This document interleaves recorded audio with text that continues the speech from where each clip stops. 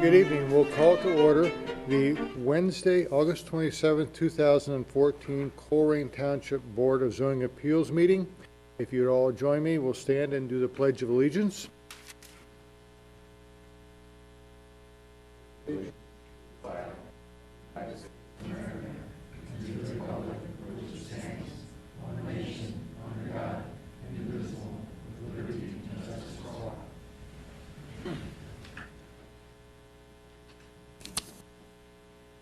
Good evening, ladies and gentlemen. For those not familiar with the board's processes, a brief explanation is in order, and a detailed explanation can be provided.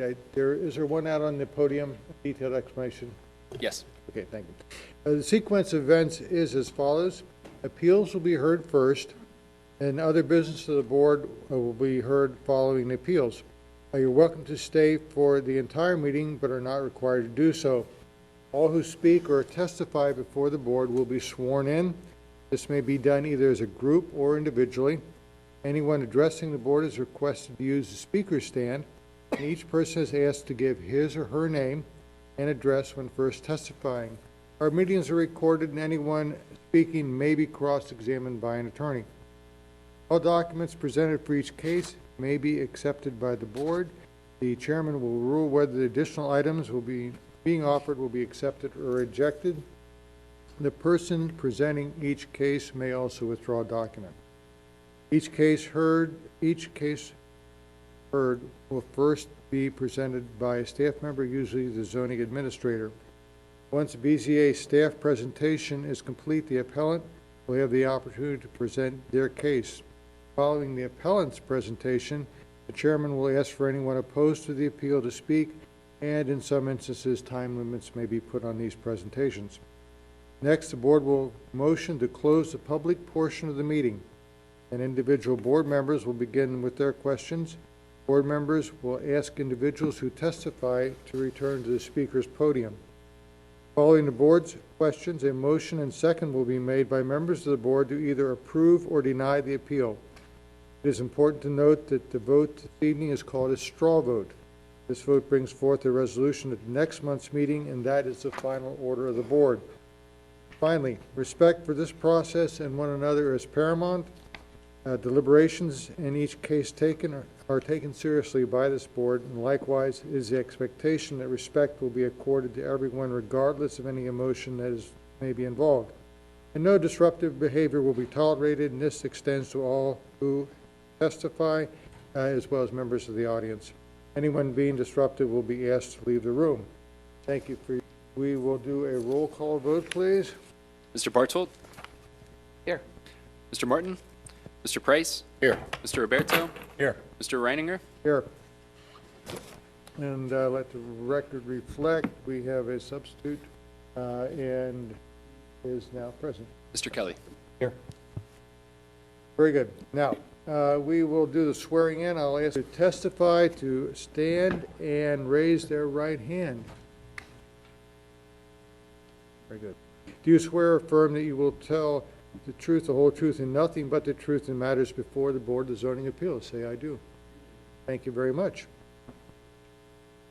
Okay, we're going to change the order of our hearings this evening. We're going to start with BZA 2014-19. It's signage. It is based on Article Section 15.8.3. The location is KFC at 8313 Colerain Avenue, and the applicant is Lights and Signs. The owner is Chicken Little Real Estate. And there's a staff presentation, please. Yes, thank you, Mr. Chairman. The first case this evening is related to the Kentucky Fried Chicken site. You all saw this site back when they subdivided the property. I believe the property was 1.82 acres, and it was subdivided into two lots that were 0.91 a variance because the minimum lot size was 1 acre. So KFC is currently under construction on the north parcel of the two subdivided lots. The application in front of you today is related to the signage on the building. Again, here is an aerial image from 2011, the most up-to-date I have, still showing the old bottoms-up bar and computer repair place. Currently, there's a line that goes east to west across here, subdividing that large lot into smaller lots. The property is zoned B2. It's abutted by R7, I believe, in the to the west, B2 to the north, south, and east. Okay, so the applicant applied for a set of signs. The first sign that they applied for, was a monument sign that would sit out on the eastern portion of the property. The sign is compliant. It is 15 feet in height, and it currently is. Hang on, just one second. It is too large by area by 1 square foot. I spent a lot of time corresponding with the applicant because I believed that it is actually compliant, but that he just did not provide me with the appropriate dimensions. The dimensions on this sign show 8 feet 9 inches in width. I can see that the reader board here is less than 8 feet 9 inches, but it's not dimensioned, so I have no way of knowing what that dimension is. I asked the applicant several times if they could provide me with that dimension, and I've not received. It's on our copy as 8 feet. Is it? Okay. All right. Well, if it's 8 feet, then that is compliant. Like I said, there's been more than 24 email correspondence with this applicant.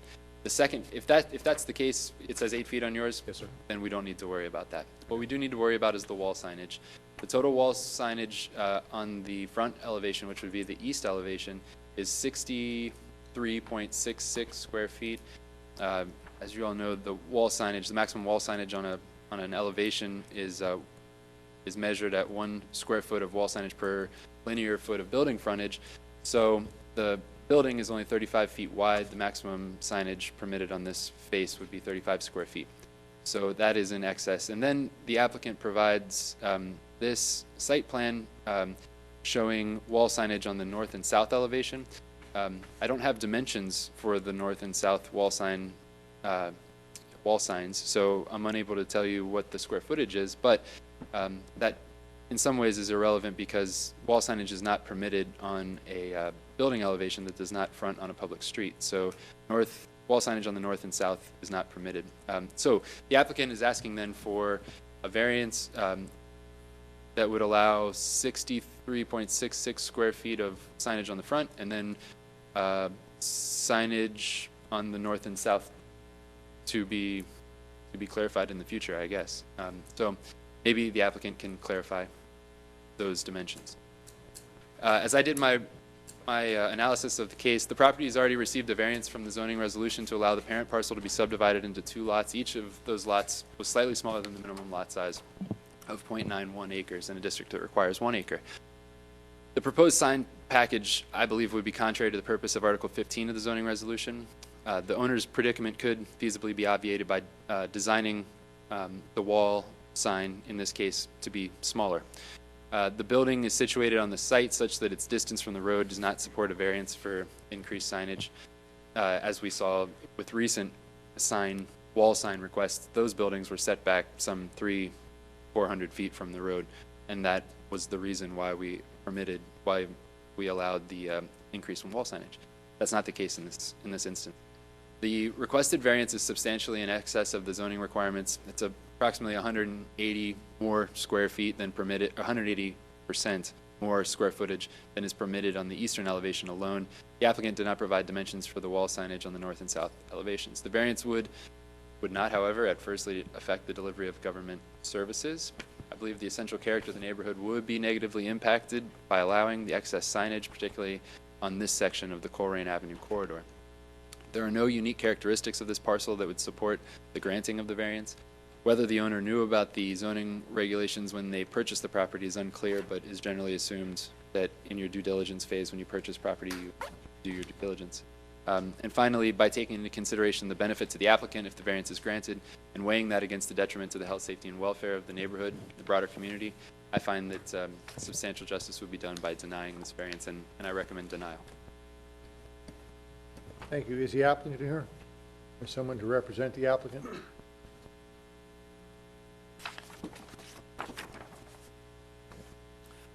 Don Moore, representing Chicken Little Ventures. I'm actually with Lights and Signs. And Jeff, I came directly from the job site, so I do apologize. I'm a little unprepared, but the correspondence I had was with Becky, and I thought we had clarified all three elevations via our last email. Had all this, all of the appropriate, dimensions on it. We had sent the updated monument sign, so I wasn't expecting this. I'm a little off guard that you don't have that documentation because I did send it electronically. I could probably pull it up on my phone if I was given a moment or two. But anyway, in statement of what Chicken Little Ventures, KFC branding, corporate branding definitely wants each one of their franchisees have as much exposure as possible. So we're trying to maximize that on every elevation that's possible for signage or some kind of branding. The monument sign and the single elevation sign, we'd love to see a variance for, the additional signs. Whether or not the square footage has to remain, as applied, we would love to see whatever additional signage could be permitted for or approved for the additional sides. And I would love to get to the bottom of why you don't have the documentation. Sure. Likely, so this has come up actually a couple of times, and I try my best to accommodate applicants. So there's a deadline for each agenda for zoning or for the Board of Zoning Appeals. I allow applicants often to submit information to me after that deadline, but it makes it very difficult to accumulate all of the iterations of drawings, if that makes any sense. So likely what I have in my packet is what was approved, what was submitted with the application. There was correspondence after the submission of the application, and perhaps that there's no way for me to know for sure because it's whether or not I have that right We do have something that says east elevation, doesn't it? that says front elevation, Front elevation, right? And then there's nothing a on the site. sides. But Well, I know we didn't make the first variance meeting because, I think the drawings were not Right. sufficient. So, but I did think for this meeting that we had complied. Well, why don't we do this? If you could just let us know what the square footage is for the north and south elevation, that might help us. I'm going to have to take a moment and review that electronically. I don't know if you'd like for me to come back. I don't know how fast I could find that. No, we're going to have a moment for others to present and ask questions and give them Sure, that sounds good. Let me see Go what. ahead and prepare that. Is there anyone else to speak for this? Anyone to speak against it? What I'll do is I'll close the public portion of this applicant's request, and then we'll bring the applicant back up. So a motion to close the public portion? Make the motion. Second. Second. All in favor? Aye. Okay, then go ahead. Okay, so, we can address the front elevation right now. And then we can focus on the other two elevations shortly. So our maximum we're supposed to have is 35 square feet. right? Correct. So, We're 180% over that. Total. Correct. because we're counting the placard as well as the KFC as part of the signage. All the signage, yep. And the monument is now a moot point. Is that correct? Correct.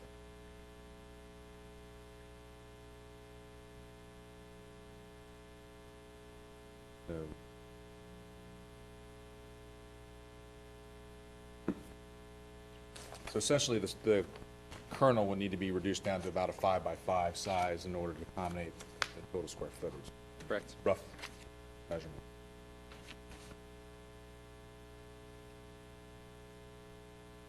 All right, see how quickly you can get to your notes. We can address the front thing while you, is KFC willing to change their sign to a 5x5 and get it within our minimum? It would actually have to be, the maximum sign height is 4 feet. Okay. So, you know, 4 feet by 4 feet, then would it be? and then there's also the KFC channel letters Right. here. So Just 2 feet by 7 feet. 4 by 4, and then would be 16, and then 2 by 7 would be 14. That would be all right. So, I mean, that's the direction I would prefer to push, to, if they're gonna do it, to make it a 4 by 4, and then they can still fit the KFC side of it. Now, as far as the side, are we addressing that in our zoning? I don't recall. Yes, yeah, you are only permitted to have signage on the frontage that faces a public street. And what would be the hardship for them having them on the side? I don't see how it benefits KFC to have additional signage on the right and left of the buildings. I mean, we need to address that to you. Are you ready to come back?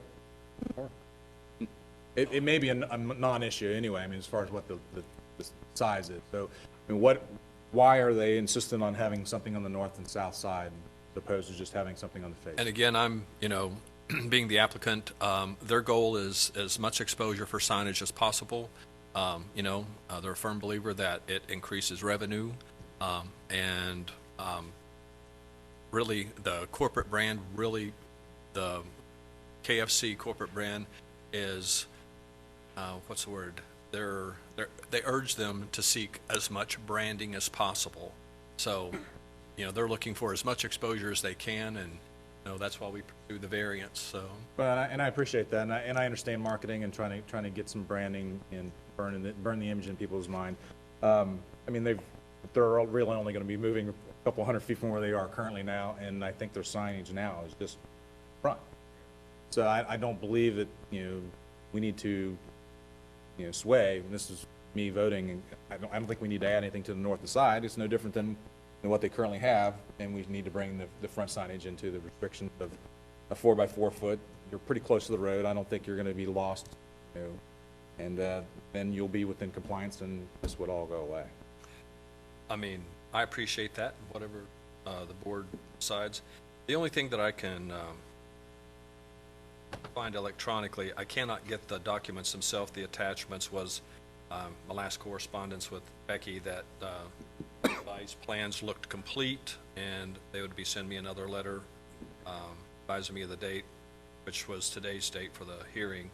And in order for me to get something into your hands, I'd actually have to get back to In terms of staff analysis, the square footage didn't really matter, just because, because the maximum permitted signage was 11 south. Sure. The amount of signage didn't affect my staff analysis at all. Yeah, so I mean, and it doesn't affect mine as well. I mean, they don't have it now, they don't need it now. I don't see why they would need it going forward. And actually on the north side of the building, they're gonna be blocked by a building anyway. So I don't see the advantages or the benefit of having that signage on the north side. Now, maybe on the south side, if they're coming up, they might miss your placard, but. Yeah, but they're still gonna see the monument sign. Exactly, Versus so I this mean, you north-south have visibility as well, horizontal and vertical, as you look to from a road perspective. So I believe that you're getting the branding that store needs and represents, as a voting member of the board, and I'll pass on to the next. Mr. Price, questions or comments? No, no questions. Everything's been answered for me. Bartlett, questions So or is comments? the placard at 7 by 7 now, that can be any size, right? You don't have limitations as far as Not fabrication? really, no. They can be any size. Okay. So we could downsize that if necessary. Right. And it's not lit, I'm sorry? is it lit? Yes, it is. So it's backlit? Internally lit. No, I mean, I agree with the others that there's nothing in the immediate vicinity that has this. I know, I'll bring it up, just like bringing it up, McDonald's has a little arch on the side of their building. Whether that's allowed or not, I don't know, but it's on the drive-through side, or on the, no, it's on the north side. But that can't really increase their business. I mean, hopefully the product increases business, not the quantity of signage. But that's all. Okay. Mr. Kelly? Yeah, I have a couple questions. Now, are you the franchise owner? No, I'm just the, You just represent from the signage standpoint. excuse me, yes, just the applicant for signage. We are taking care of the sign package for the, Okay, so they Chicken didn't Little. send anybody here from the organization, okay. No. And then and my question was gonna be very similar to his. Have any of the new restaurants that have been up, this for staff, they don't have any side signage, except for McDonald's slipped an M on there on us, or? You know, trying to remember, Waffle House came to you guys last month. Yeah. But again, there were certain circumstances. There are certain circumstances related to the, that particular lot and the characteristics of that particular lot. And- Correct. And that's what we were able to take into consideration on that parcel. This parcel is a square, flat, right up on the road lot. Yeah, it's I'm on a all- hill, right? That's all for me. if I might, my last little appeal. Yeah. Barring the north side where I wasn't aware that that might, signage might be blocked there, is, and this might be the wrong place to even ask this, that might be another meeting. Sure. But the allowable square footage split between the front and the other side elevation, is that an option? Is this a place and time to address that? The board could consider that, but Still on the side, though, it's still on the side. which should be 0. Yeah. I mean, if there was some issue with that property that, that we could hang our hat on and say, because of this, because there's a big berm in the front, or because it sits low, or because if there's some issue with the site itself that needed to be mitigated by putting signage on the north face, I think that the board could make a case for that, but in this, Not a hardship. it's just difficult because there's no practical difficulty. And there's no guarantee that the next building that goes next to you doesn't block that side of the building as well. So, I mean, it's, your best chances are in the front of the building. Well, we would expect that, and, you know, of course, whatever the board approves, but it's my job to make the plea as earnest as possible. Okay, then I will ask, the monument sign is not an issue, so what we will do is ask for a approval for, actually for the signage to conform to our zoning regulations, which is 35 square feet on the front of the building. Correct. So I believe the appropriate motion would be a motion to deny Right, the okay. variance. And then the applicant would resubmit the application with 35 square feet on the east elevation and on the sides. The monument side sign with just an 8-foot reader board is in compliance, so that also would be approved. I'll make a motion to deny the application. Is there a second? I second. Motion's been made and seconded. Any other discussion? Not, roll call vote, please. Aye. Aye. And ayes for denials, right? That's Okay. correct. Aye. Aye. Okay, thank you. Thank you for your time. Thank you, sir. We will go on to case BZA 2014-23, unless the representatives. I believe the representatives are here now. Oh, okay. All right, well, then we'll go back to the original order of go for our agenda, which is case BZA 2006-26. And it is amendment to condition 7, which limits size of vehicles, and this is a continuation from the July 23rd meeting of 2014. Location is 8510 Cog Hill. The applicant is Eric Schmidt / Joan Lurman, TR, and the owner is Joan Lurman.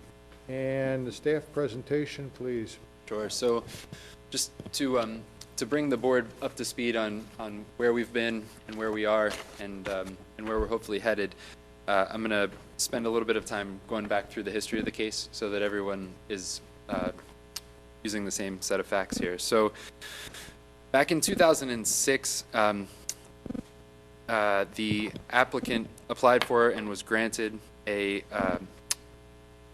hang on just a second, an appeal that allowed the non-conforming use to continue. In 2006, the applicant following that approval, the applicant was denied an appeal for the expansion of the non-conforming, excuse me, let me start again, I'm sorry, it's kind of a twisted, winding road that we took to get here. So, February 22nd, 2006, applicant was denied an appeal for an expansion of the non-conforming use. Then, subsequent to that denial, they were approved in BZA case 2006-26, which is the case that we're hearing today. On October 25th, 2006, the board granted an appeal for, which was in case 26, for a revised expansion of the non-conforming use. So that's where we're at right now. We have a resolution granting the expansion of a non-conforming use. That resolution was granted with a set of conditions. In 2010, the applicant came back and was denied an appeal for an extension of a non-conforming use. Time marched on.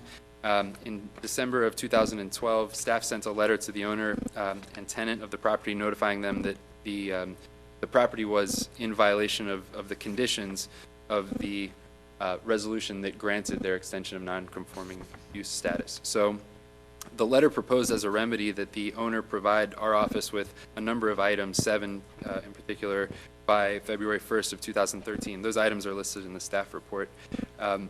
Our office did not receive the requested information, and on June 6th, 2013, the township filed a complaint in the Court of Common Pleas asking for an injunction preventing the owner's tenants from violating the township zoning resolution and the resolution that you all approved in 2006.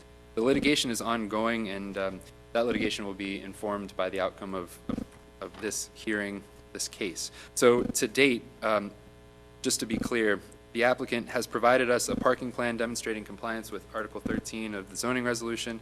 The applicant asserts that there's no outdoor lighting on the site and therefore no need for a lighting plan. No evidence has been presented that the dumpster is fully screened. However, I have seen the dumpster, and there is a door on the front now, correct? Yes, right. But I don't have photographic evidence that I can share that with you. The applicant has not provided a landscaping plan demonstrating compliance with Article 14. There is very little landscaping on the site right now. Evidence has been presented by neighboring property owners that outside storage continues to exceed the 1 Bobcat and 1 trailer that was a condition of the approval of the 2006 resolution.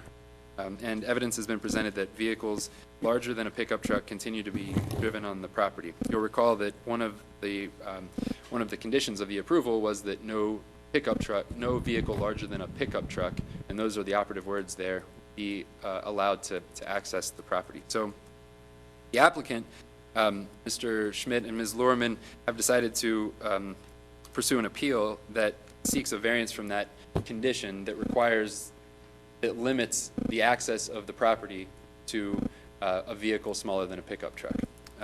So they suggested initially some language. That language is included in the staff report.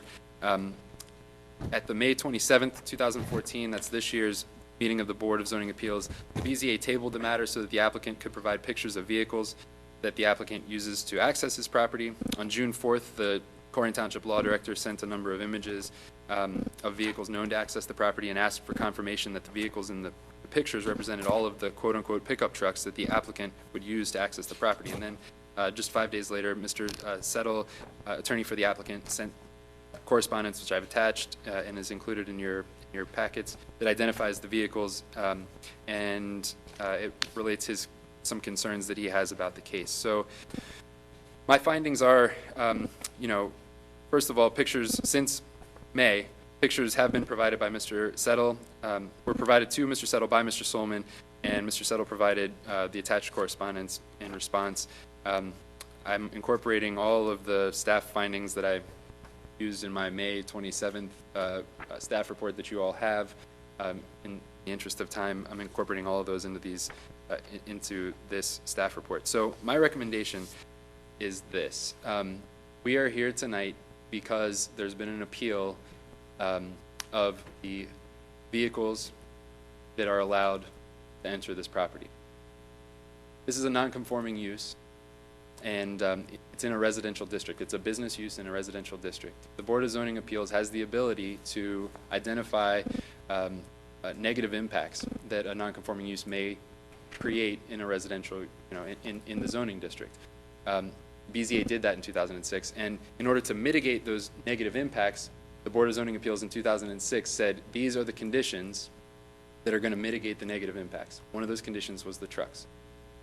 The only thing at issue tonight, the only thing that, in my opinion, is germane to the board this evening is the question of what is a pickup truck, and is, you know, a vehicle less than a pickup truck? Well, that's it. What is a pickup truck? And what vehicles are permitted to access this site? I believe that the Board of Zoning Appeals was wise when they instituted this condition, because obviously large trucks going through residential districts, and particularly in this case going across the residential parcel, could cause a problem. There is a rational nexus between the imposition of a condition that limits the size of vehicles and the negative impact of large vehicles constantly accessing this site. So my recommendation is to take a look at the pictures that were provided by the applicant and determine what is a pickup truck, what is not a pickup truck, for the purposes of this appeal and this non-conforming use. That's my recommendation. I have a number of vehicle photos, and they're referenced, they're given a number. So this vehicle is vehicle number 1. This vehicle is vehicle number 2. This vehicle is vehicle number 3, vehicle number 4, vehicle number 5, vehicle number 6, vehicle number 7. These are all images of vehicles that are accessing the site currently. And I believe your charge is to figure out which of these is a pickup truck. Thank you. The applicant or representative is here. Yes, and it was also. May I have your name, sir? My name is, thank you. My name is Bob Settle, and I represent the owner and the occupant of the property. And thank you for your And patience. were you here when everyone else was sworn in? No. No. All right, well, I would ask for you to raise your right hand and say, do you swear or affirm you will tell the truth, whole truth, and nothing but the truth in matters before the Board of Zoning Appeals? Say, I do. I do. Thank you, sir. Continue. Thank you. And it was also adjourned until today in order to have a discussion with the two property owners that are involved, Mr. McCarthy and my clients. Mr. McCarthy has hired an attorney who's here tonight, and we have exchanged some ideas back and forth, but we haven't been able to come to any resolution that's agreeable to the two parties. Basically, the distance between them involves just what Mr. Mills talked about, was the vehicles that are going on in and out of the property. Now, I don't know whether you've been provided a copy of my second amended supplemental brief, which talked about the constitutionality and my client's position on what you can do and not do with regard to ingress and egress. I think the law is pretty clear that the township, well, first of all, the Board of Zoning Appeals doesn't have any authority to regulate, you know, the streets and the traffics and the traffic zones and what size vehicles go on residential streets. The township trustees certainly do. You have a jurisdiction over individual properties and zoning. But you know, when you are making a decision, you have to look to the constitutionality of your decisions and follow, you know, some basic principles of law.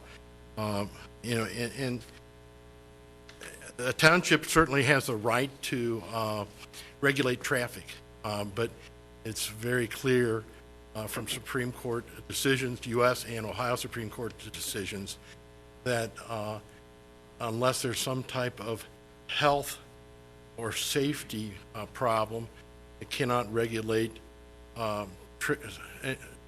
It can regulate through traffic, to make it simple, through traffic, but cannot regulate the size and types of vehicles that go to and from a business from, say, a major street. So the major streets to my client's property is something that if the township wants to regulate it, if it wants to restrict what goes onto and off of my client's property, then I think there would be a taking, and the township should compensate my client for the loss and the economic loss.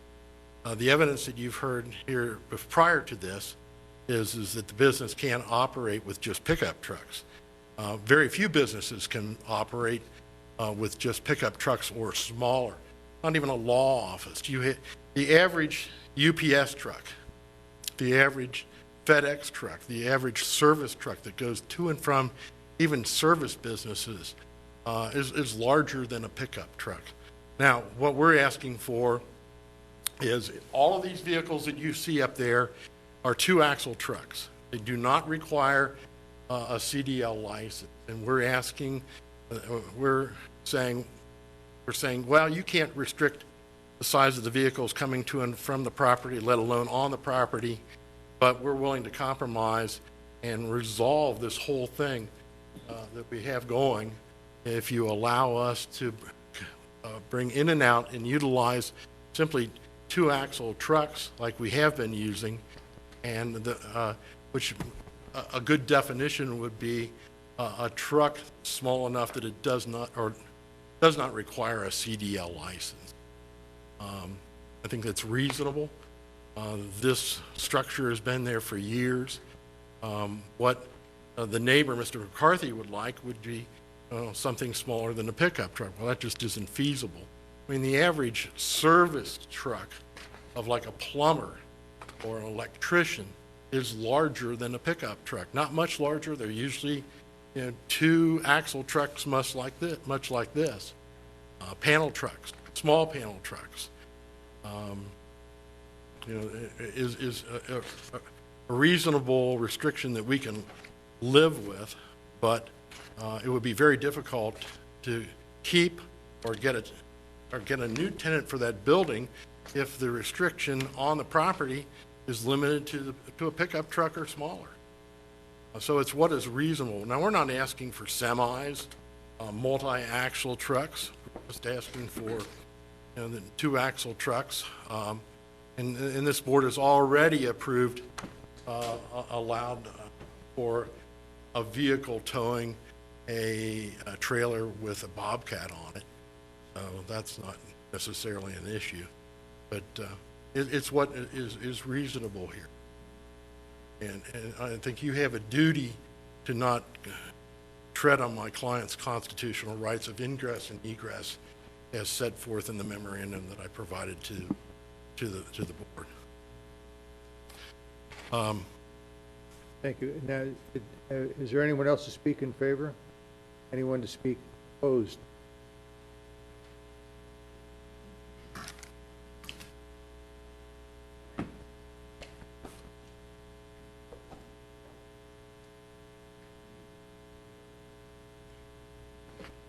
If I could have your name, please.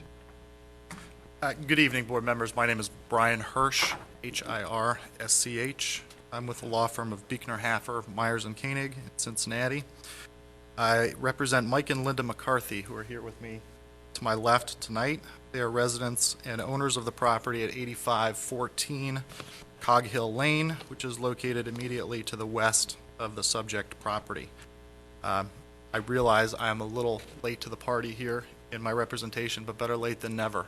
I understand that the facts have been well hashed out in prior proceedings, and I'm not going to dwell on the background here.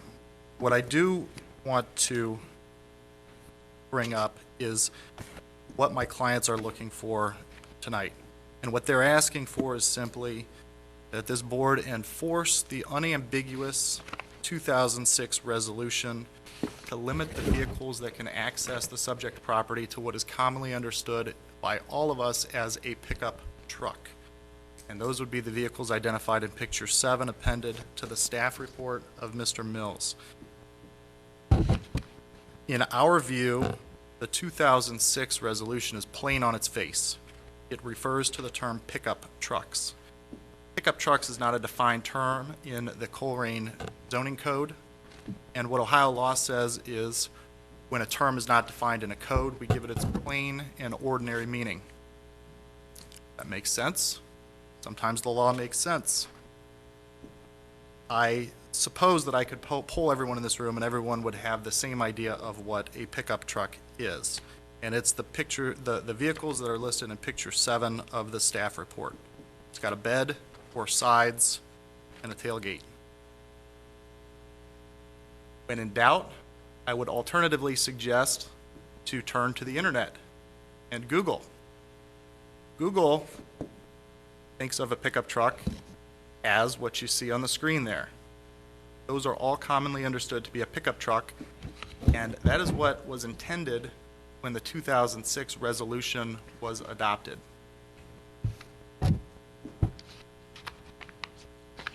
These are stake bed trucks.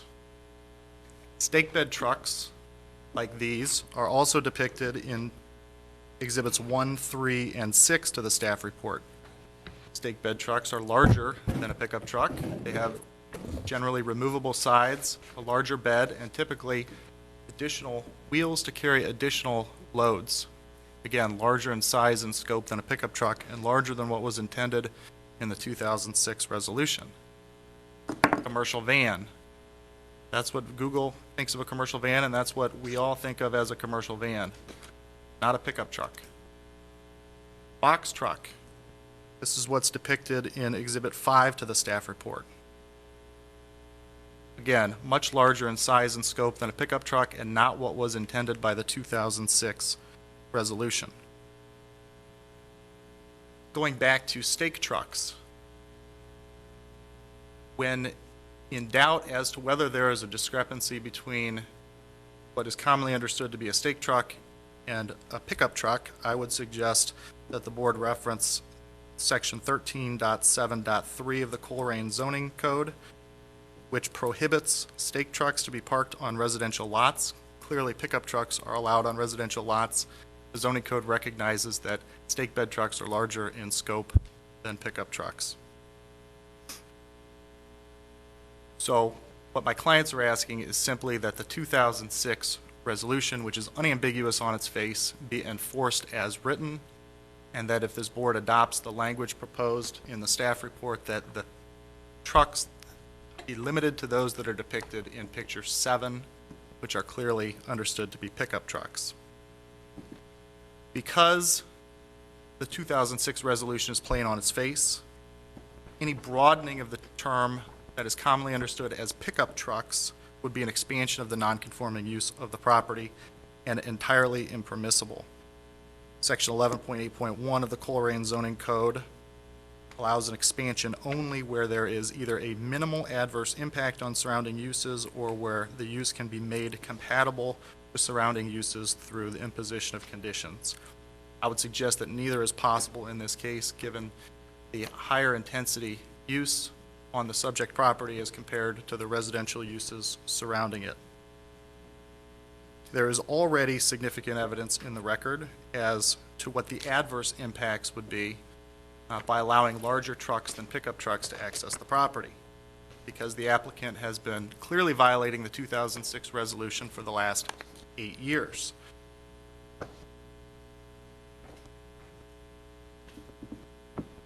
This is the commercial van used to access the subject property, which is actually a combo vehicle because it has a trailer hooked up to it, loaded, as you can see, to the hilt with equipment.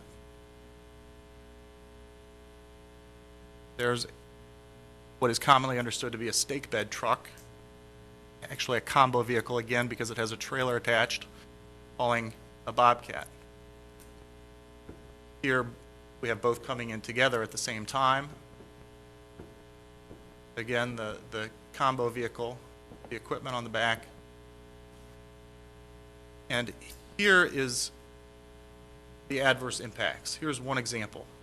Destruction of the access drive to my client's property, which is to the left of that picture. Massive potholes, large ruts where the vehicles gain ingress and egress to the subject property. The other adverse impacts are in the record as well. The BZA has taken testimony from neighbors who have testified to the noise and safety issues posed by these larger vehicles that would not be posed by pickup trucks. And condition 7, which is the condition that we're examining tonight is not the only condition that the applicant has egregiously violated over the last 8 years. There are other conditions as well, including conditions 1 and 11 with respect to their parking situation. Condition 1 requires that a parking plan be submitted prior to the issuance of the zoning certificate. Again, this is back in 2006. And condition 11 says the proposed work must be completed as approved. No changes or modifications without the consent of the board. Applicant went ahead and over doubled the size of its parking lot and filled in part of the lake on the north side of its property without asking for approval from the BZA. Again, a blatant violation of the resolution. In addition, as Mr. Mills mentioned in his introductory comments, they are also parking more than one trailer and one Bobcat on the property. There's evidence in the record that shows that there are multiple trailers and Bobcats, excavation equipment, typically parked on the property. So what I'm getting at here is the question before the BZA is, why would we reward the applicant for years of violations by expanding the non-conforming use and allowing vehicles that were not contemplated in the 2006 resolution? And I don't think you should. Now, just to touch on a couple of other issues that Mr. Settle mentioned in his presentation. He brought up a taking issue, which is also addressed in the brief that he submitted to the BZA. That is a red herring. That is not the issue before the board. The issue before the board are reasonable restrictions on the non-conforming use, which are clearly permissible under Ohio law. This isn't a taking, this is reasonable restrictions on a non-conforming use.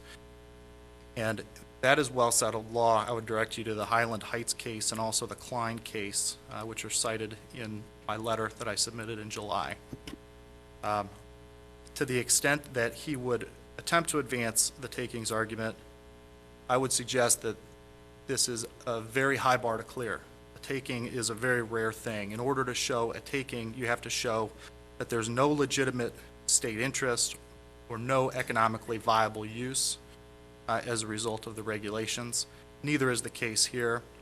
Clearly, regulating the size of the vehicles directly relates to public safety, health, and welfare of the surrounding residential uses, and therein lies the legitimate state interest.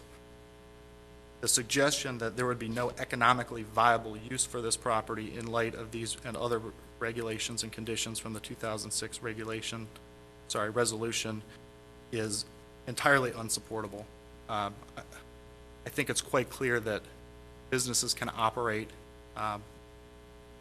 with vehicles of no larger than a pickup truck accessing the property. That's just unsupportable and not supported by the evidence. Finally, Mr. Settle's alternative proposal of allowing any vehicle that doesn't require a CDL. As he mentioned, none of the vehicles attached in the pictures to the staff report would require a CDL. When we're talking about a CDL, essentially we're talking about a tractor trailer or a semi. Vehicles smaller than that don't typically require a CDL.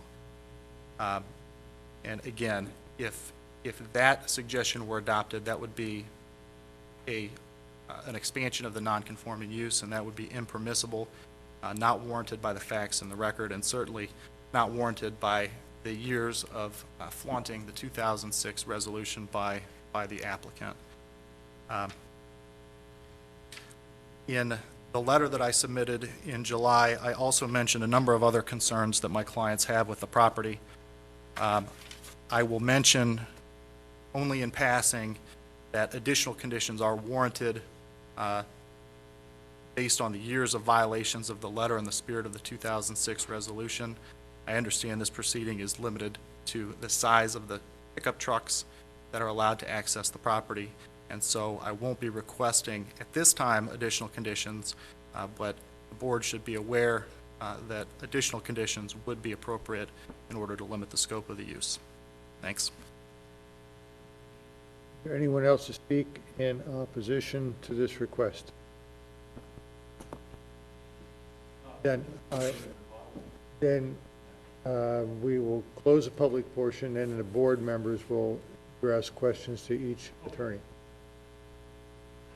Ask for motion. I'm sorry, Mr. Rencher. Yeah. I feel that I need to bring at least two things to the attention of the board.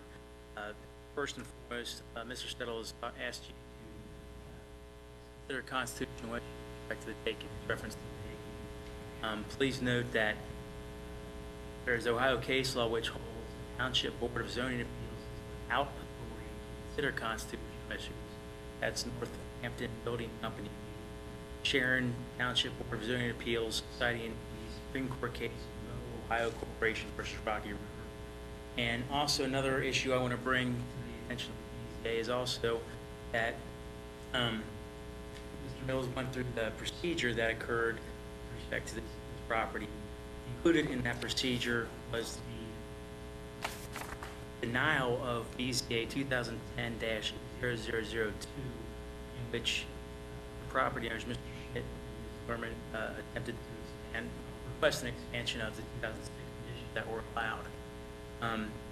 At the time, the BZA denied that request for an expansion.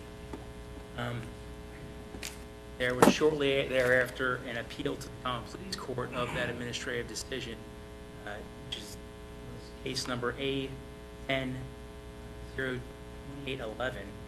which was filed before Judge Nadel, which specifically addressed that appeal. Ultimately, Judge Nadel, in his entry affirming the decision of the Colerain Township Board of Zoning Appeals denying that, held with respect to bullet point or paragraph 6 in his decision. In November 2006, case BZA 2006-26, BZA approved Playground's application to permit storage of playground equipment, outside storage, only a trailer and bobcat, and that the size of the vehicle be limited to pickup trucks. It is this approved non-conforming use that Playground once again seeks to expand.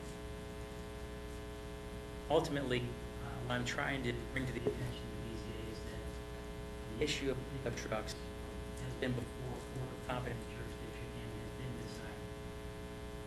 The constitutional taking issue is closed. Is that what should be focused on tonight? Instead, it should be, Mr. Mills said, what is and is not a pickup truck within the spirit of the resolutions. Thank you. I think we're at a point where we're going to ask for a motion to close the public portion of this hearing. I'll make the motion. Motion's been made. Second? Second. All in favor? Aye. All right, we will begin with the board questions. Again, we are looking at pickup trucks. And Mr. Roberto will begin questioning. Jeff, if you could bring it back to the individual trucks, review. Thank you.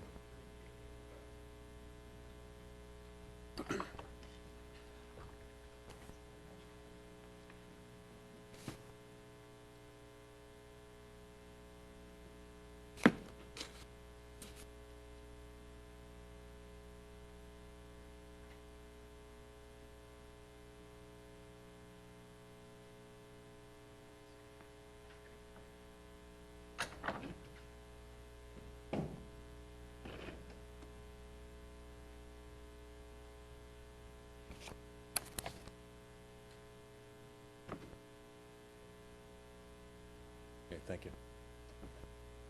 So, as defined by, I did the same thing. I Googled and found out what a pickup truck was, so that I could be clear. And I know that, Jeff, you made a recommendation, you made a recommendation of class 4. Is that what you made, or is that, what was your actual recommendation? No, so my suggestion moving forward here is to use the following language. Quote, owners and occupants shall not store or operate the types of vehicles or cause the types of vehicles to be operated upon the premises other than those depicted in the following photographs. My intention was you would look at these photographs and tell me which one is a pickup truck. And then after those photographs, the text would continue. The motor vehicle limitation is intended to restrict commercial motor vehicles operated by other than the owners and occupants of 8510 Cog Hill Lane with the following exceptions. trash and sanitation vehicles used for the removal of trash and septic waste generated on the premises, vehicles used for snow and ice removal on the premises, fire and public safety vehicles, and public utility vehicles operated by individuals other than the owners or occupants. Owners or occupants include agents, servants, employees, and subcontractors of the owners or occupants, and that would end the quotes. I think that language would very clearly specify what a pickup truck is in this instance. So my recommendation is to Review the pictures. review the pictures, tell me vehicle numbers to insert in that text, and then we will have a very clear and enforceable understanding of what it is that the will of the Board of Zoning Appeals is. In your limitations, though, would you not want to include like UPS trucks? I do not believe that that is, No. yeah. Wait a I minute. mean, they would want to, They would be allowed. they're allowed. Sure. UPS and FedEx would be Sure. They're allowed. not limited to it. Sure. Okay. Now, wait a minute, that is not, let me make sure that that is included in the following exception, I didn't hear you read. right? That would not be, so that would be something that would be added to the list of exempted classes of, so parcel delivery.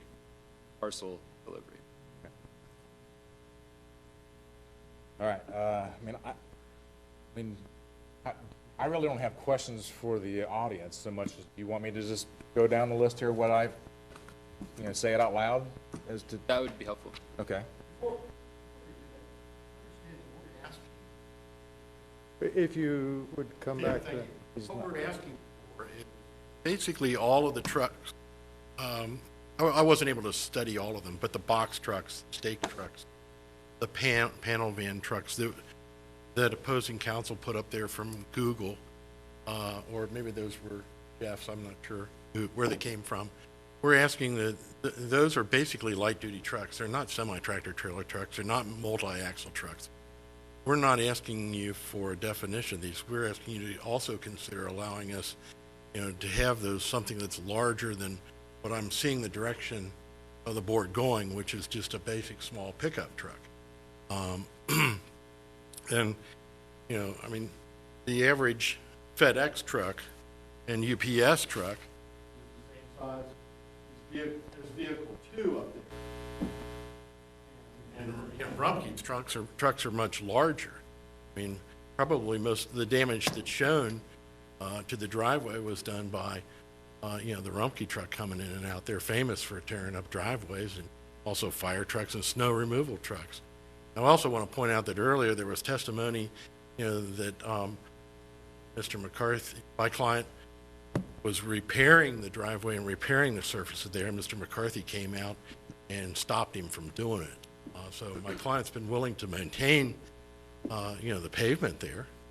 And also there's one other thing is does this board really want, my client to roll his, load and unload, stake trucks or a larger truck out on the streets on Cog Hill Lane or Oak Meadow, to be driven back by a small pickup truck? That just doesn't make sense.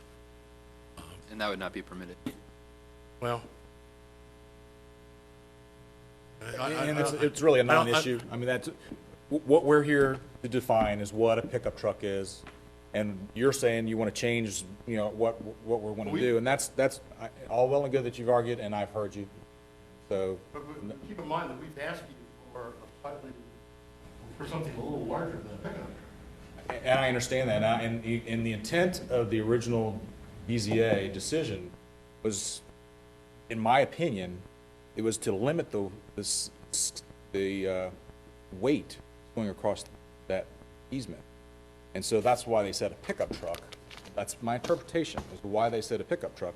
It's so that you're not continually having this burden day in and day out of having these large vehicles hauling large equipment filled with whatever, weight. I look at a Class 4 vehicle and it can go up to 1,600 or 16,000 pounds. That's a lot of weight going across, a blacktop driveway on a daily basis. So I believe that the intent was to say pickup truck to limit those excessive weights going across the driveway, whatever the condition may be. So now it's come to us to determine what a pickup truck is. And I'm saying vehicle 1 is not, vehicle 2 is not. Can you go to the next one, Jeff? Yeah. I'm sorry. Vehicle 3 is, or would appear to be. That's a stake truck. Is it a stake truck? I know. So vehicle 3 is not, vehicle 4 is not, vehicle 5 is not, vehicle 6 not. Those 3 vehicles are. So out of all the vehicles there, if I was to define a pickup truck, those are the only ones that would qualify as a pickup truck. I think that the 2006 decision was done poorly. I don't agree with it. I've had a problem with it. But I don't know what the resolution for changing that is. I think this is being addressed all wrong. I think there's a lot of wheel spinning going on. I don't know how these folks can run their business without these commercial vehicles. I understand your plight with them having a non-conforming use. I think that the drive back there is not designed or engineered for the size of trucks that are going in and out of there. I think that's the issue to me. I think that they need to do business, and that driveway needs to not be torn up, and things do need to be conducted safely. But what's a truck? I think this is ludicrous. Mr. Price? No, again, no real questions. I mean, I think it comes down to the 2006 BZA case specifically said you can have pickup trucks. You've been using it for 8 years and you've been violating that. And I just don't understand why somebody hasn't brought it up before that said, hey, can we get something larger than a pickup truck? I understand that you guys need those, but the difference is that FedEx only comes maybe once a week. Rumpke's only coming once a week. You're not getting 20, 30 pieces of equipment going in and out every day. So that would be my concern about. Question. These trucks, pickup trucks come in and out a lot because the employees drive them. Okay, they're coming to work and parking them there, and they predominantly like pickup trucks. But most of the equipment that the playground company installs is actually delivered to the job site, and these vehicles are traveling out to Illinois on Monday and coming back on Friday. So your larger vehicles aren't coming in and out every day. Well, we've seen pictures. I believe that there's a lot of traffic there, and their time. But I still think that we're kicking a dead horse. My point is just what you made. It's the whole thing's poorly defined from the beginning. I don't like the 2006 thing at all. I think that's what needs fixed, not the definition of a pickup truck. But I don't know from That's not our direction. whatever we're charged to do. Here's the appeal. The appeal is Mr. Settle, on behalf of Mr. Schmidt, is asking for an expansion of the definition of a pickup truck. I've reviewed the transcript from the 2006. So why didn't they? Why is that what you're asking for? Why do we have to do that? No, he's asking for vehicles larger than pickup trucks. Mr. Settle is asking for vehicles larger than pickup trucks to be allowed to access the site. Yes. My contention is that as I read through the transcript from the 2006 BZA hearing where it approved it, there was lots of testimony given to the fact that those trucks were not necessary and not needed. And so, there's lots of testimony as to the only trucks that will be accessing this will be pickup trucks. Only pickup trucks, over and over and over again. And that was by the applicant, by Mr. Schmidt. So based on that information in 2006, the board said, okay, however, it said, okay, if that's what you need it for, that's what we're going to give it to you. That's the condition that we're going to place on it, is that only pickup trucks are going to be allowed. And I believe that because they were unsuccessful in asking for expansion of a non-conforming use several times, that the thing that made it unsuccessful was the fact that large trucks were going to be moving through this neighborhood a lot. And the issue, and I completely understand your point, Mr. Kelly, the issue here, if this business were in a business district, this would not be a problem at all. The issue comes when this business is located in a residential district. And was it there before? it was there for a long time, and so it was there in different iterations. So there were different uses going on within this building. Right. So it's a non-conforming use. The issue happens when you want to expand the non-conforming use. Were You they wanna- made, now I owned a piece of property that had some limitations on it at one point in time. And in reading, I guess, some of the documents that he had set in, unless someone was made compensated for, the piece of parcel that I have was cut off. It was isolated, but they were paid 90% of its value. So they got to keep the ground and they got money. Sure. Okay, from the state. Is that what happened with this piece of property? No, it's a commercial use in a residential district. It's in a neighborhood, basically. I've been on it. But it could have happened when they put the highway through. Yeah, what, Could have was that happened. their original ingress and egress to the property? I'm not certain.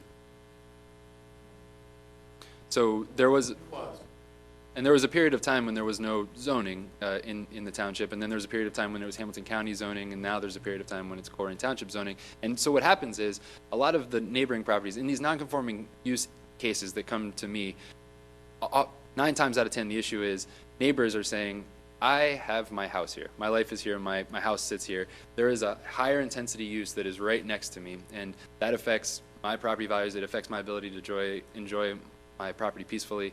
And so there's this tension between the ability for the commercial use to use their property as commercial and the residential folks all around it to be able to use their But property. what as I don't commercial. understand is those houses were built in the 58, 62, through there, in that vicinity. When was the property, the subject property built? Before the houses? Yeah. And it was built at the time that there wasn't any zoning. Correct. And so Yeah. now so what that means is it's a non-conforming use. And so it's a non-conforming use. And so, you can play the which came first thing, but what we have is what we have today. And Yeah, but the people have moved in knowing that that was there. Yes. if you want to extrapolate that to like Rumpke, for example, people have moved in knowing that the Rumpke landfill is there also. I So deal with that daily. yeah, exactly. And I help people get in and out of those places. Right. I know. So in any case, the fact of the matter is it's a non-conforming use. It would be allowed to continue. A non-conforming use is allowed to continue as a non-conforming use in perpetuity so long as it's not expanded. I don't like the 2006 thing. No.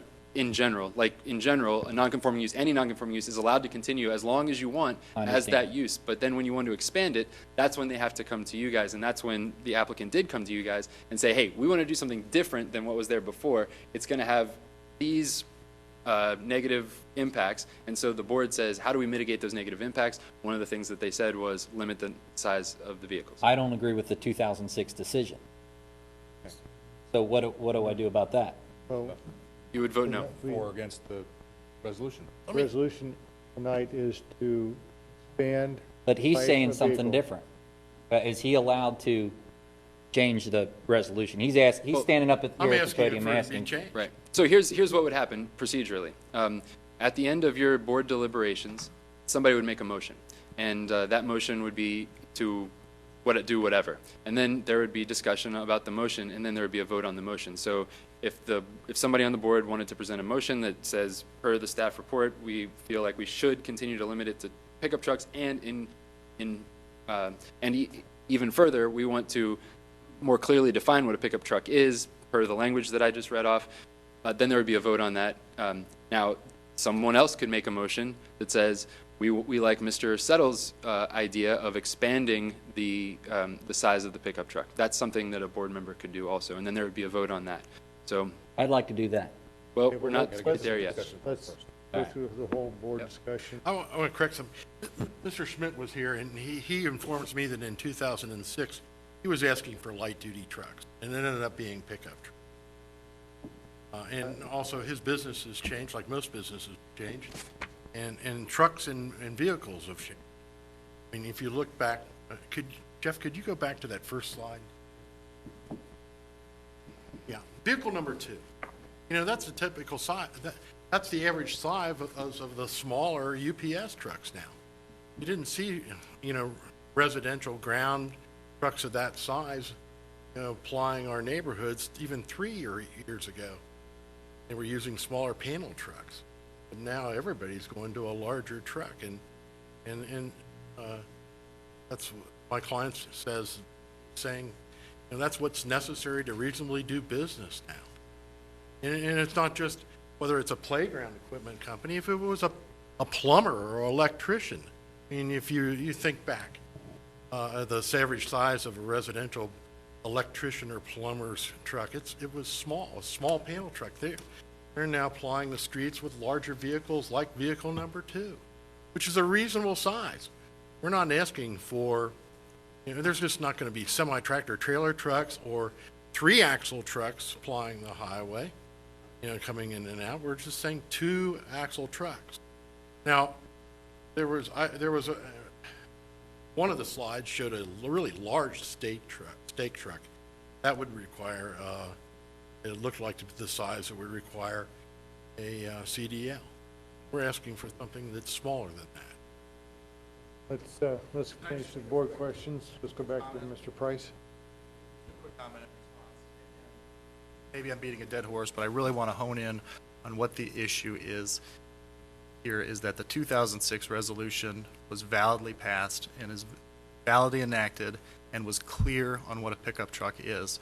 What Mr. Settle is suggesting is an expansion of that nonconforming use, which is disfavored in the law and only permitted where there's a minimal adverse impact, or it can be made compatible with surrounding uses. Surrounding uses are residential here, much lower in intensity. It's not going to be made compatible.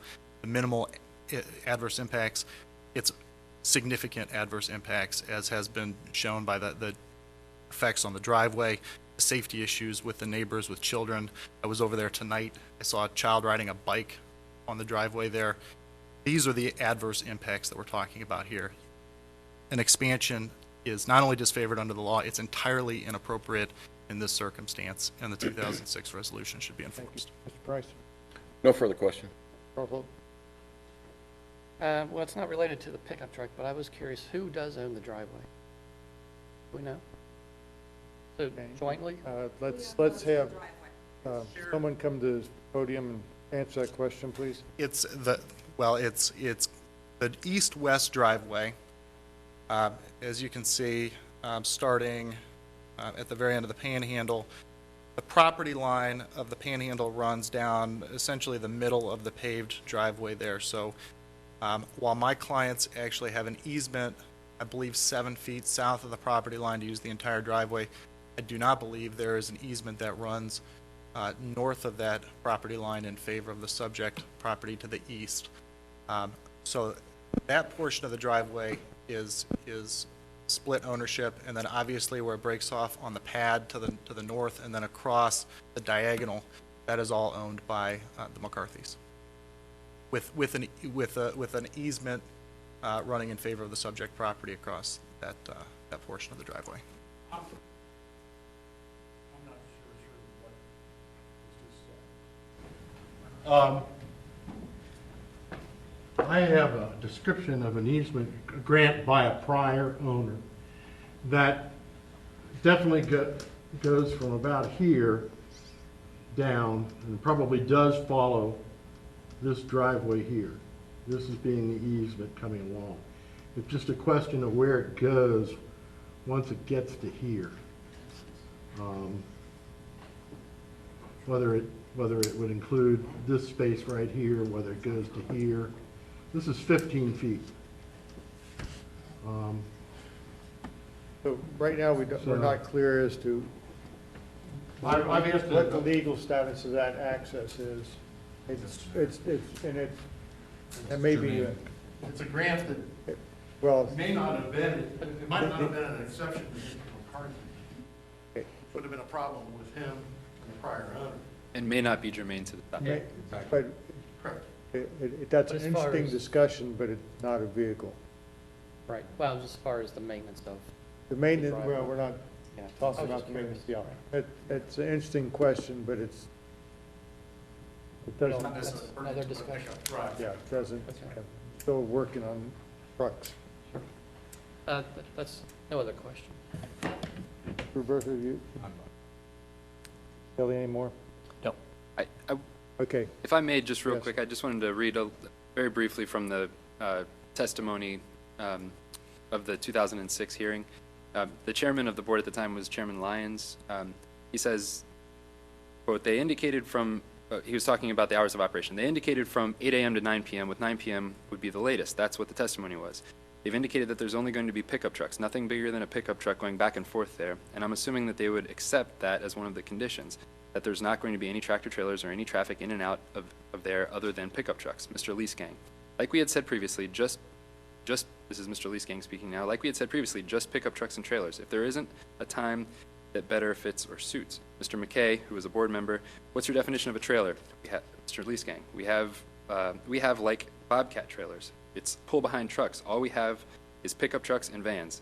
And vans, I guess, like the regular 250 contractor vans. We have nothing larger than that. So they go on, and then finally, Mr. Lyons, Mr. Schmidt says that, yes, we have 2 trucks that are a snowplow and 2 pickup trucks. Finally, Mr. Mattingly, a board member at the time, says, I'll make the motion with the additional conditions of a limitation on the truck size to pickup trucks. There will be no outside storage except for a trailer and Bobcat. So that was kind of, I just wanted to give that for context, because I don't know, maybe Mr. Reininger was here at the time in 2006, but, sometimes, trying to remember what I did yesterday is difficult, so the specific testimony from 2006 can be tough. But obviously, in the testimony, there was testimony that the only thing that was going to be accessing that was going to be pickup trucks.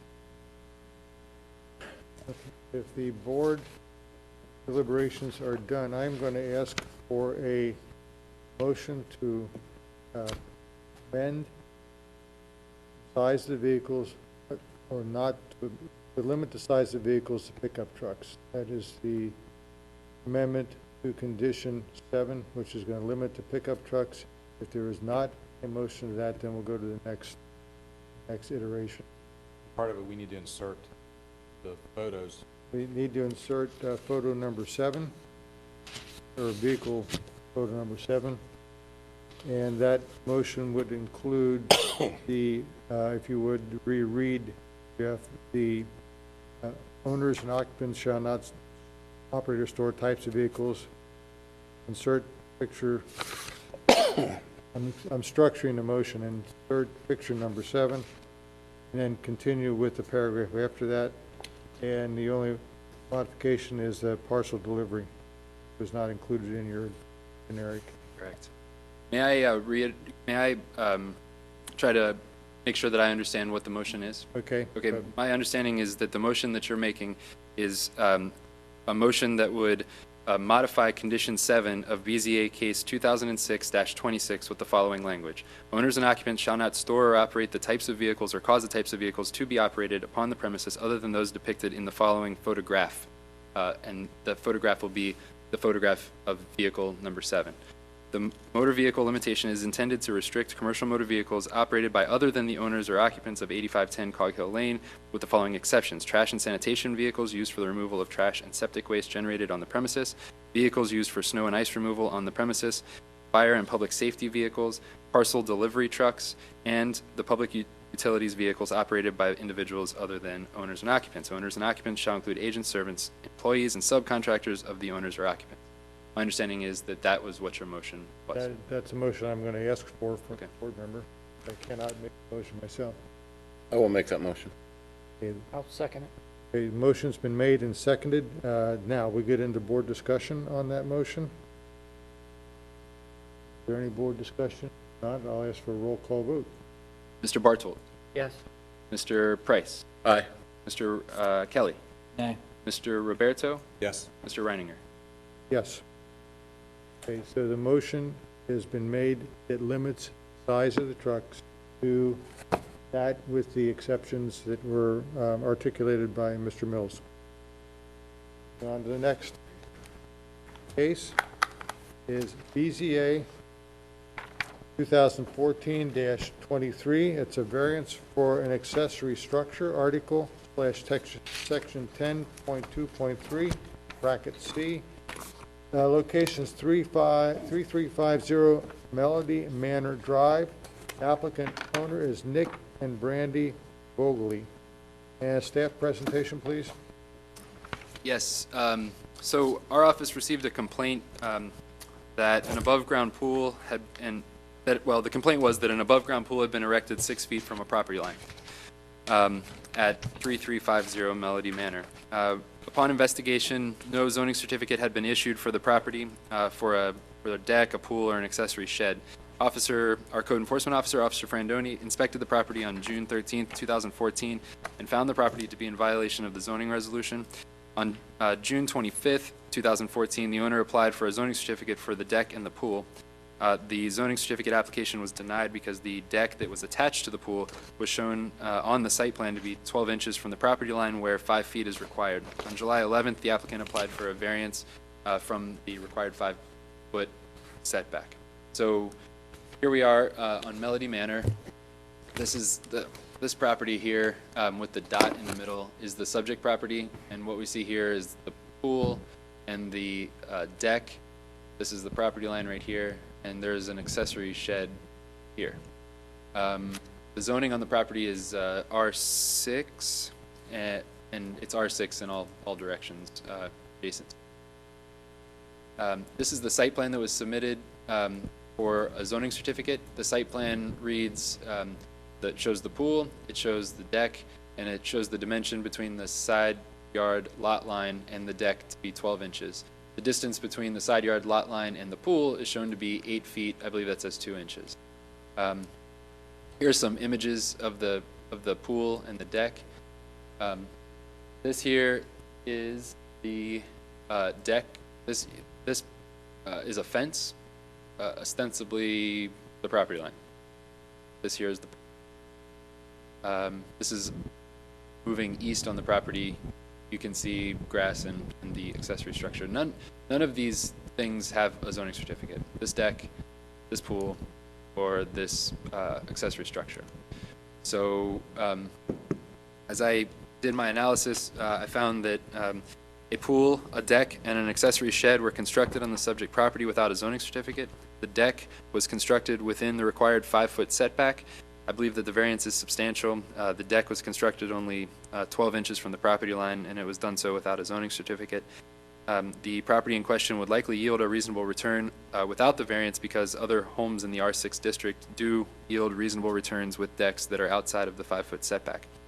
I believe that the owner's predicament could feasibly be obviated by reconstructing the deck outside of the 5-foot setback. The variance would not adversely affect the delivery of government services. The essential character of the neighborhood in this neighborhood is generally typified by homes that do conform to the setbacks that are prescribed in our zoning resolution. The illegal construction of a pool with a deck inside the prescribed setback does negatively impact the essential character of the neighborhood, and further, adjacent property owners have the right to expect the township to enforce the requirements found in their zoning resolution. Adjacent property owners have suffered a detriment as evidenced by their initial complaint that was filed with our office. As I look at this property, there are no unique characteristics about the parcel that would support the granting of the variance. It is, for all intents and purposes, a regular lot. Whether the owner knew about the zoning regulations when they purchased the property is unclear. By taking into consideration the benefit to the applicant if the variance is granted, weighing that against the detriment to the health, safety, and welfare of the neighborhood and the broader community, I find that substantial justice would be done by denying this variance. Mostly, what I'm talking about here is this deck does not appear to be required to be west of the pool. It appears in this picture that there is ample space for a deck to be constructed outside of the setback.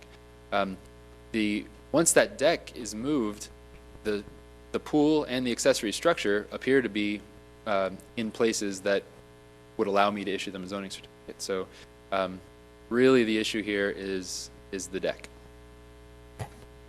Thank you. Both decks. Thank you. When you say deck, I mean, This is the deck here. So this here is a patio of sorts. so that's not part of the, Right. We're just talking about this deck right here. Is the applicant here? Would you like to?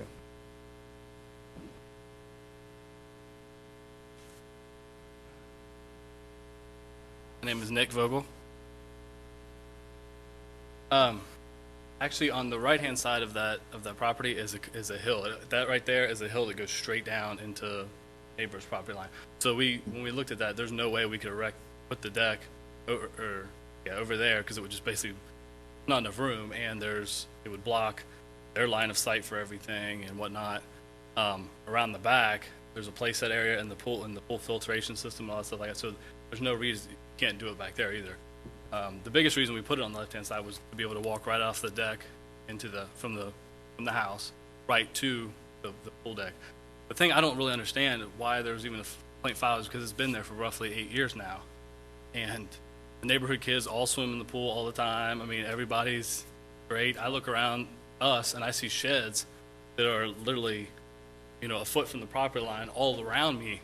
And when we constructed the deck, we were under the assumption at that time that it was roughly 3 foot from the property line is what we had to be at. If that was the case, this technically right here is the corner that, the back corner, which basically goes to the 1 foot of the property line. This would be not legal then at that point. But the rest of the deck, 2/3 of the deck are, it's just this back corner that's not. Had we constructed the deck differently, it would not have been nice rectangular shape. It would have been a triangular shape that basically would have, you wouldn't even be able to utilize the deck. It would be ridiculous. I mean, the way this is set up is, it's a nice flat area where people can sit up there, whatnot. The fence that I look around me is right next to the pool deck is a terrible looking rusted old fence. I have overgrown shrubbery all in that back corner from my neighbor's adjacent lot. Her property looks, there's no picture, but her property is a mess. It's ridiculous. The people, all my neighbors except for her, have no complaint of the deck. Because their kids all swim there. Actually, her grandson swims there too. She just did not comment on it, but as I look, everybody else around me had no problem with it. They don't look at it as an eyesight or anything like that. They look at it as it looks nice and makes the backyard look nice and makes the area. I feel like I'm being punished because I have people next to me and right to the left of me and in the back corner that have terrible looking rear property. We try and maintain ours and keep it pretty nice, and now we're being said that we need to move it and stuff like that. That's the only place that I could put it, what it comes down to. So there's nowhere else you can put. Like I said, the right of it is a hill. The pool, where the hill comes down, on the right-hand side is like, I want to say around maybe 2 feet at the most, and it literally just drops straight down, probably a 3-foot drop down, and slopes down into my neighbor's property. So you can't put anything back there. Put it around in front of the shed would look ridiculous, and there's no really whole lot of space back there, but there's a playset area back there anyway. So I'm asking for the appeal to basically either keep it or allow me to go back to when the deck was built and go by the 3-foot rule, and basically what I'll do is then cut off that corner to make it comply at that point as a 3-foot rule, and then it would basically come straight out and then cut off right there. And but to do it at 5 foot nowadays with the property being built in 68 or 69, it's just, the lot is so small, there's just no way I can go 5 foot out. The existing deck that you see originally when you walk out of my sliding door, before you get to the pool deck, is under the assumption of that did have a permit because it was built by the previous owner, and that was under that 3-foot rule, whatever it was at the time. So you could see, like, and even still, that's very close to the other, there's just not enough room to do anything back there, basically. So if it's denied, the only thing I can do is literally tear it down because it would render the deck useless, and to even kind of conform it or anything like that would just require so much time and money, it's not worth it. I don't feel it hurts anything. That back corner of that lot is not used at all, like by the property owner. It's an elderly lady who's never outside. Actually, it's just overgrown shrubbery and literally trash half the time gets blown back there, and overgrown grass, stuff like that. The fence is terrible looking. That's actually a dated picture. Since then, there's been more landscaping actually put in back there, make it look nicer. So I'm asking for a variance either to be left at or allow me to just go back to the 3-foot rule, and I'll cut the corner off and cut this section off right here, and that would make it in compliant. Because as you can see, it's just that back corner that's the problem, being too close to the property line. It's not like the whole deck, the whole structure is literally sitting next to the property line, which if you look in the neighborhood, there's sheds all around me that are literally sitting right next to the property line. So that's what I had to say.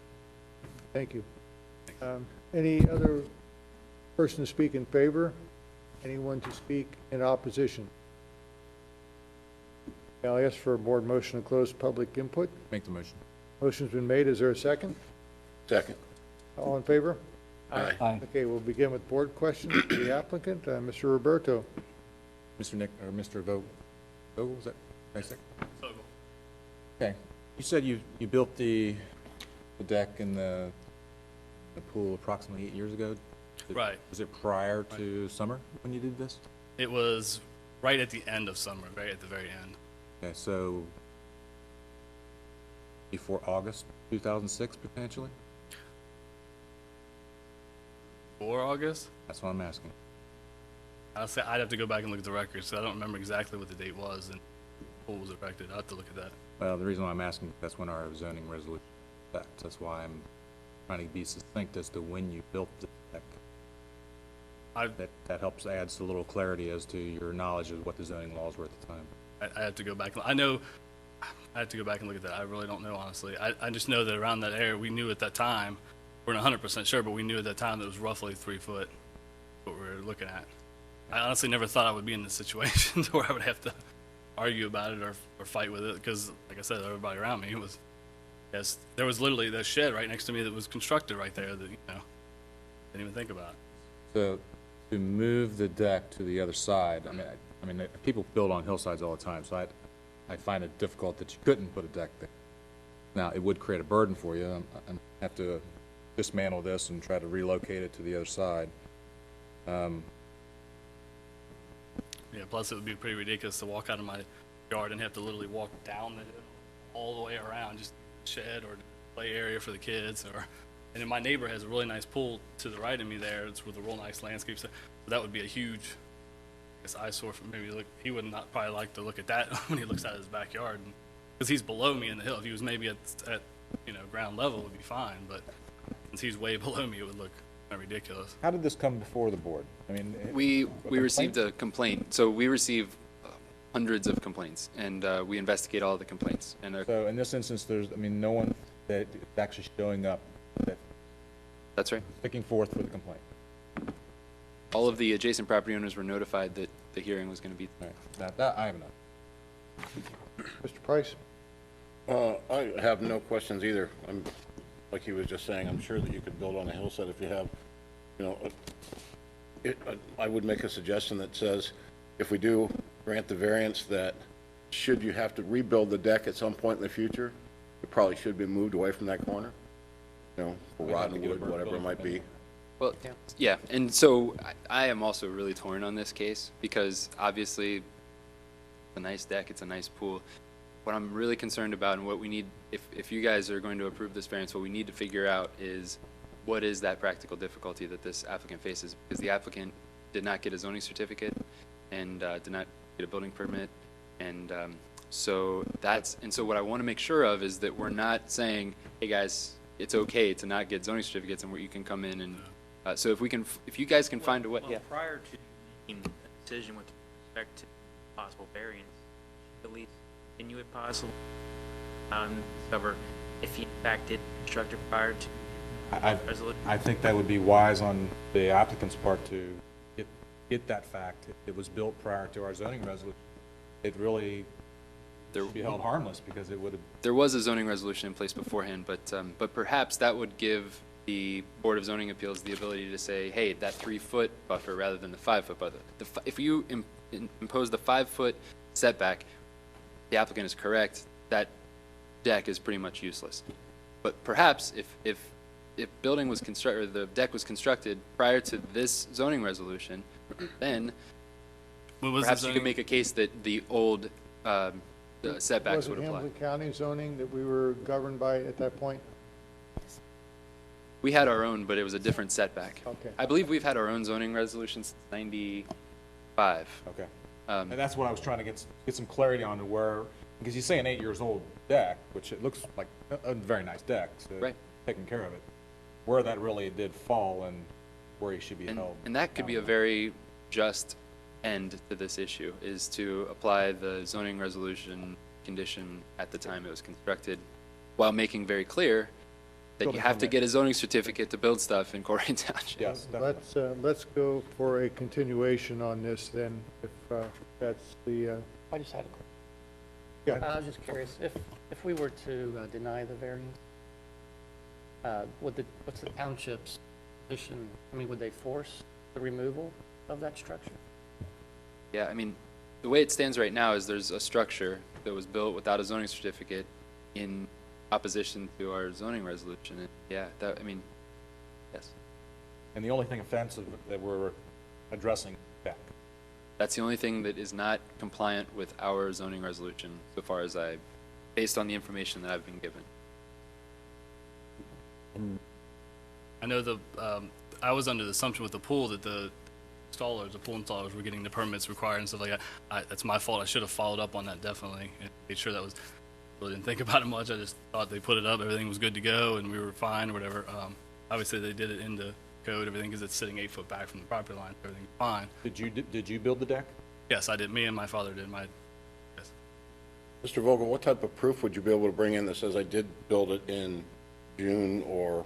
Well, honestly, I don't know. The only thing, I don't really have any receipts of it. I really wouldn't keep receipts for like the wood or anything like that, Right. you know, like, What about I don't know how I could. I mean, what about credit card statement from maybe the pool, the purchase of the pool?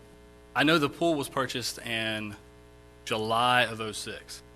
I know that. Yep. And you built the, Because that was roughly my birth date and stuff like that, you know. okay.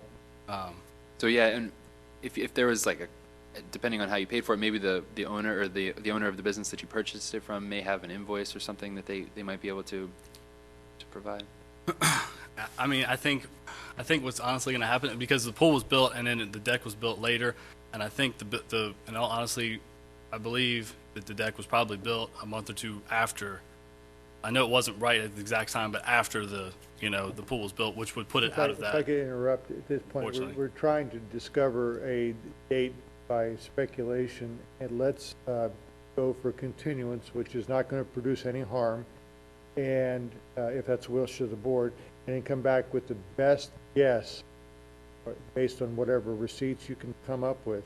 Well, that's what we're hearing. He's saying September. I'm pretty sure that if I, And then gonna be after. that'll, but I don't think, I know that if you're saying it's in August was when, you're saying that was, That's when the 2006. August 19th to be specific. okay, so then that went to the 5-foot rule then at that point, what you're saying? I'm not sure what the changes were from then. Were you still swimming in the pool when you built the deck?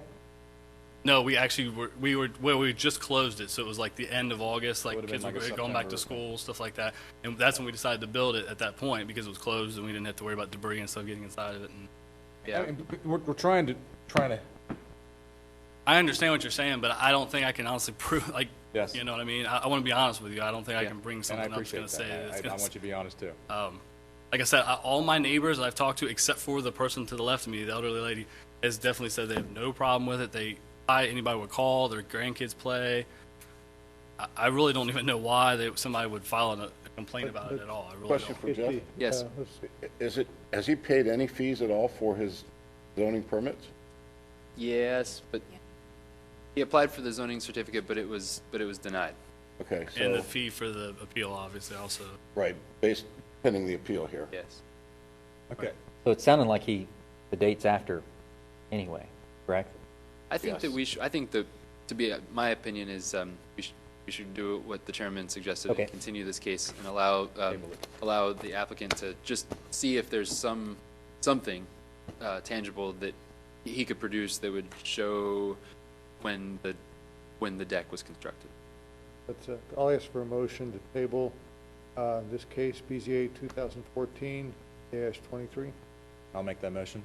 Second, I'll second. roll call vote. Mr. Price, Aye. Mr. Bartold, Yes. Mr. Kelly, Aye. Mr. Roberto, Yes. Mr. Reininger. Aye, and this is a continuance to next month only.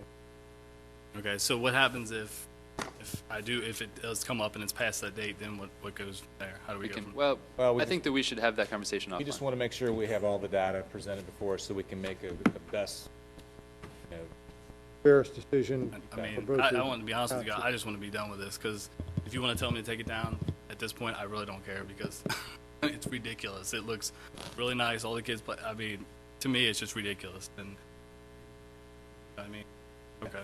I appreciate all your help, though. Thank you. Thank you. I think All it's, right. We have resolutions for adoption. And the first resolution for adoption is BZA 2014-16. And it is, okay. Whereas Michael Powers on May 20th, 2014, filed BZA, filed appeal number BZA 2014-16 with Colerain Township Board of Zoning Appeals pursuant to Article 3.3.2 of the zoning resolution seeking a variance for a detached garage in the front yard as applied to the property located at 3709 Hanley Road, Colerain Township, Hamilton County. Therefore, whereas the board has considered all evidence properly presented and finds that to deny the variance would result in unnecessary hardships to the owner of the premise in question and would not be in keeping with the spirit of the zoning resolution. Therefore, be it resolved that by virtue of the foregoing, the Colerain Township Board of Zoning Appeals does hereby grant variance of Article Section 10.2.1 of the zoning resolution, subject to conditions 1, 2, and 3. We'll note for the record that there was a submittal on this issue dated August 19th from Mr. Solomon, clarifying where our abilities and Which section to reference in terms of the yeah, variance? however that may be officially stated. And so that should be probably a part of the approval. Okay, let's do a roll call vote on that one. Mr. Bartolt, Yes? Mr. Kelly on behalf of Mr. Martin, Aye. Mr. Price, Aye. Mr. Reininger, Aye. Mr. Roberto. Yes. All right, the next resolution is BZA 2014-18, whereas SAC Wireless for AT&T filed an application for conditional use on June 27, 2014 at case number BZA 2014-17 with Colerain Township Board of Zoning Appeals pursuant to Article/Section 7.4.12 of the zoning resolution seeking a conditional for a telecommunications facility in a residential district located at 2841 West Kemper Road, Colerain Township, Hamilton County. Whereas the applicant proposes to co-locate a cellular antenna on an existing water tower and construct an equipment shelter on the site. Therefore, be it resolved that by virtue of the foregoing, the Colerain Township Board of Zoning Appeals does hereby approve the conditional use application for the telecommunications facility, subject to conditions 1, and that's it, just one condition. Roll call vote. Mr. Bartolt, Abstain? Mr. Martin, Mr. Kelly for Mr. Martin, Yes. Mr. Price, Yes. Mr. Reininger, Aye. Mr. Roberto. Yes. All right, resolution granting for case number BZA 2014-21, whereas Walter Barrenew on June 27, 2014, filed appeal number BZA 2014-21 with Colerain Township Board of Zoning Appeals pursuant to Article 3.3.2 of the zoning resolution seeking a variance for a wall sign as applied to the property located at 9184 Colerain Avenue, Colerain Township, Hamilton County. And whereas Article Section 15.8.3 bracket G provides that wall signs are permitted only on the frontage of a building. Therefore, be it resolved that by virtue of the foregoing, the Colerain Township Board of Zoning Appeals does hereby grant a variance of Article Section 15.8.3 bracket G of the zoning resolution, subject to conditions 1, 2, and 3. Roll call vote, please. Mr. Bartolt, Abstain? Mr. Kelly for Mr. Martin, Aye. Mr. Price, Aye. Mr. Reininger, Aye. Mr. Roberto. Yes. All right. This is a resolution granting for case BZA 2014-22, whereas ABC Signs on June 24th, 2014, filed appeal number BZA 2014-22 with Colerain Township Board of Zoning Appeals pursuant to Article 3.3.2 of the zoning resolution seeking a variance for a wall signage as applied to the property located at 9930 Colerain Avenue, Colerain Township, Hamilton County, Ohio, whereas Article Section 15.8.3G provides that wall signs are permitted at a ratio of 1.0 square feet for each lineal foot of building frontage, not to exceed 150 square feet on a single building frontage and 4 feet in height. Therefore, be it resolved that by virtue of the foregoing, the Colerain Township Board of Zoning Appeals does hereby grant a variance of Article Section 15.8.3 bracket G of the zoning resolution, subject to conditions 1 through 5. Roll call vote, please. Mr. Bartold? Abstain. Mr. Kelly for Mr. Martin? Aye. Price? Yes. Mr. Reininger? Aye. Mr. Roberto? Yes. I have, item number 8 on our agenda is, no unfinished business. Correct? Correct. And we have minutes from June 25th and July 23rd. And I would like to have a motion to approve or amend, as case may be. Make motion. I'll second. Motion's been made and seconded. All in favor? Aye. Okay, those two sets of minutes stand approved. Administrative matters. I sent everyone an email today, I believe, related to training that's available. I just wanted to share that with you. There's several great trainings that are being put on by the Ohio APA, Ohio chapter of the American Planning Association, and the local chapter of the American Planning Association. What were the dates on those, Jeff? Next Friday in Columbus is Signs. the signs, and then the David Allure workshop is coming up, and I don't recall the dates on. So one in January. Yeah, that could be. Excuse me, I have an issue with minutes. You have the incorrect dates. They're both Wednesdays, and they're 2 days apart. One's June and one's. One's June and one's Oh, July. okay. All right. Very good. We'll make that. Oh, good catch, yeah. My bad there. That would be, Okay. okay. That would- I just read June and July as the same month. It's like, okay. No problem. 1956. I'll ask for a motion to adjourn. I'll make a motion. Motion's been made. Is there a second? I'll second. All in favor? Aye. Sorry Aye. about It's all right, man. No problem. We stand adjourned. Thank you all very much.